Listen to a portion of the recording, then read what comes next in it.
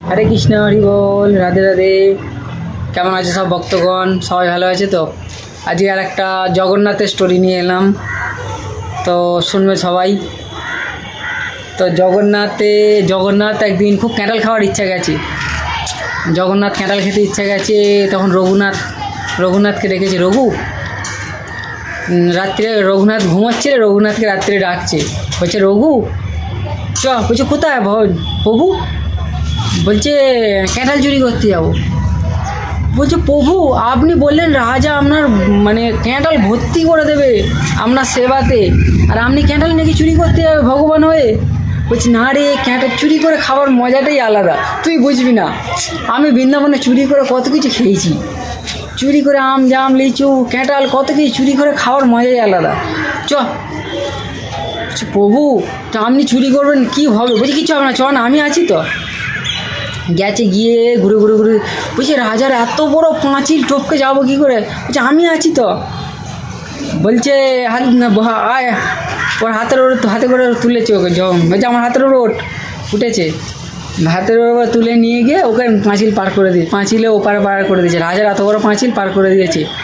পার করে দিয়ে বলছে ক্যাঁঠাল গাছে বড় পাকা গোছের বড় একটা ক্যাঁঠাল দেখবি, ঠিক আছে? বলে তারপর জগন্নাথ ওকে বলে ওকে পার করে দিই। তারপর ও গেছে, জগন্নাথ গিয়ে বলছে হ্যাঁ ওপর থেকে ফেলবি, আমি লুপে নেবো।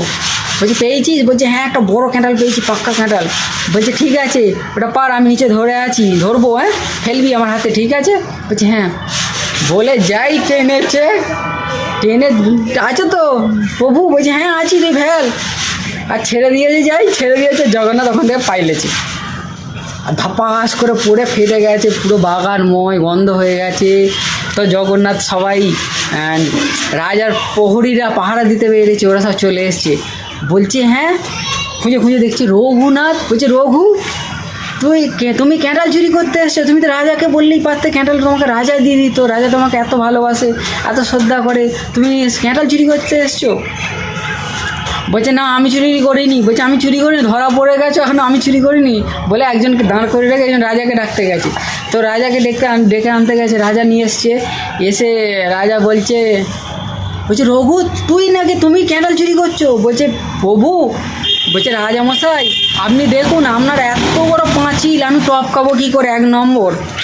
2 নম্বর, এত মোটা গাছ আমি উঠবোটা কী করে? আপনি আমাকে দেখে চিন্তা করুন, আমি এই গাছটা এত বড় পাঁচিল টপকে এই গাছে আমি উঠবো কী করে?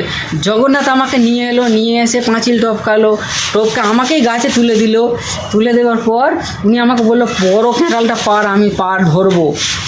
তো বড় ক্যাঁঠাল ধরতে গিয়ে উনি পাইলে গেছে, আমি এখন ফেঁসে গেলাম। তারপরের দিন সকালবেলা রাজা জগন্নাথকে ক্যাঁঠাল দিয়ে এসছে।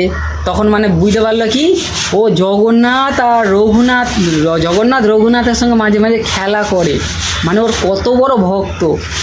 এইটার মতলব বোঝাতে চাইলো ভগবান, ওর ভক্ত যে কত বড় ভক্ত সেটা সবাইকে জানিয়ে দিল। ভক্ত ওর চুপু ওর মনে মনে ভগবানের ভক্তি করে, ও কত বড় ভক্ত জানতো না, সেইটার থেকে সবাই জেনে গেল ও কত বড় ভক্ত ভগবান ওর সঙ্গে রঘুনাথের সঙ্গে খেলাধুলা করে।